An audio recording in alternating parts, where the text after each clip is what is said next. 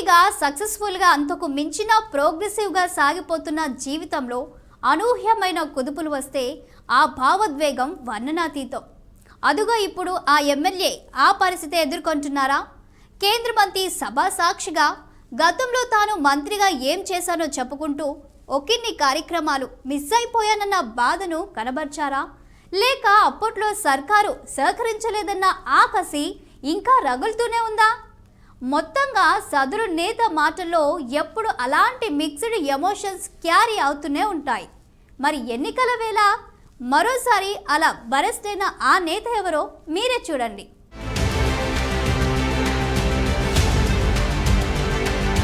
తాను ఆర్థిక మంత్రిగా ఉండగా ఏం చేశాను, తాను ఆరోగ్య మంత్రిగా ఉండగా ఏం చేశాను, తాను ఏ విషయంపై వద్దని వారిస్తే ముఖ్యమంత్రికి నాడు కోపం వచ్చింది, తన తర్వాత ముఖ్యమంత్రి అభ్యర్థికి అర్హులెవరనే చర్చ వస్తే తన పేరు రావడమే సీఎం గుస్సాకు కారణమా?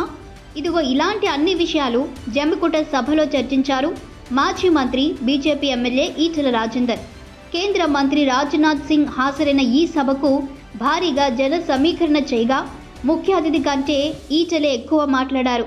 ఆ మాట్లాడిన దాంట్లో ఎన్నికల్లో తమనెందుకు గెలిపించాలి, బీజేపీని గెలిపిస్తే ఏం చేస్తామనే అంశాల కంటే గతంలో తాను మంత్రిగా చేసినప్పటి సిచ్యువేషన్స్, తాను అనుభవించిన పెయిన్ను ప్రజల ముందుంచి మరోసారి సానుభూతి గెయిన్ చేసే యత్నం చేశారన్న వాదన సభలో వినిపించింది.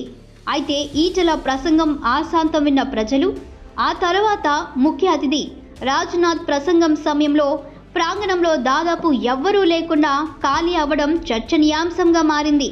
ఈటెల మాటల్లో తాను మంత్రిగా ఉన్నప్పుడు ఏం చేశానో చెప్పుకుంటున్న తరుణంలో తాను ఆ స్థానాన్ని కోల్పోవడంపై ఒకంత అంతర్మదనం కనిపించింది.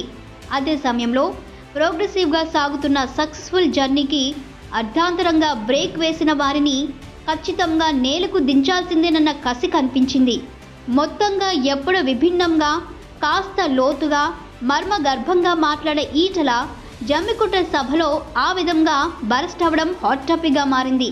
ఆనాడు నా మీద చిల్లరతో లాయించినప్పుడు, నా మీద చిల్లర కథలు సృష్టించినప్పుడు నేనన్నా చక్కగొచ్చిన హుజరాబాద్కి ఒక మీటింగ్లో చెప్పిన ఈ జెండాకు ఓనర్ నేనని చెప్పి ప్రకటించిన బిడ్డ ఈటల గుర్తుపెట్టుకో. కానీ దమ్ము లేదు, ధైర్యం లేదు తీసేయడానికి. లాస్ట్కు తీసేసి ఎన్నికలు లేవెక్కడ వీని కథం పట్టాలని చెప్పి భావించిండు. నన్ను 2021 ఏప్రిల్ 30వ తారీఖు నాడు బయటికి పంపించిండు, మెడలు బట్టి బయటికి పంపించిండు. నేనన్నా బయటికి పంపించిన కూడా ఓపికతో ఉన్నా. కానీ ఛాలెంజ్ చేసింది తెలంగాణ భవన్. ఏమన్నారు వాళ్ళు? నీకు దమ్ముంటే రాజీనామా చేయి, నీ ఫోటో మీద గెలవలే, కేసీఆర్ ఫోటో మీద గెలిచామని చెప్పిండు. నేనన్నా కేసీఆర్ ఫోటో మీదకి నేను గెలిచినా, నా బొమ్మతో నేను గెలిచినా దానా కొడుకు అని చెప్పి సవాలు చేసింది బిడ్డ.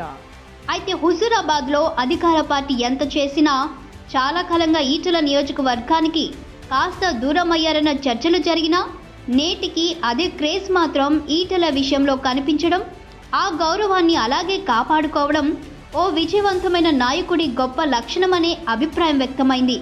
అయితే ఇంకా తన పాత జ్ఞాపకాల్ని మర్చిపోలేకపోతున్న ఆ భావోద్వేగాలు ఇంకా ఈటెలలో ఆ పాత వాసనలుండడం పట్ల మాత్రం జనంలో చర్చకైతే తెరలేపుతోంది.